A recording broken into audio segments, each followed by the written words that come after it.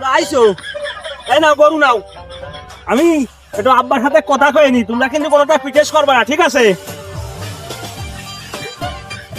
Hello আব্বা, বিধান কামার, গরু আমাকে 3 দিন একটা পাচ্ছি নে।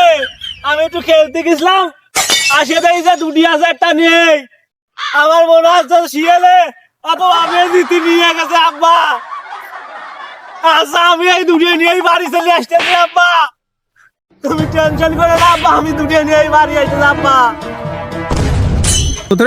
এই যে গরু তোমাকে দিলাম, এই গরু সুজা আড়াআড়ি বাড়ি নিয়ে যাবা। সুজা 3 মাস গরু ঘরেতে বের করবো না, ঠিক আছে? আচ্ছা ঠিক আছে, দাও আমার সে টাকা দাও। এই যে ভাই, এর ভিতর 50,000 টাকা আছে, এই টাকাটা গুনিয়ে নিতে পারেন। তাই বিশ্বাস করলে এইভাবেই আপনি রেখে দিতে পারেন। আচ্ছা, অবিশ্বাসের কিছু কথা নেই, কারণ আব্বার কাছে আমি কয়দিন ধরে করছি এখন পালসার মোটরসাইকেল।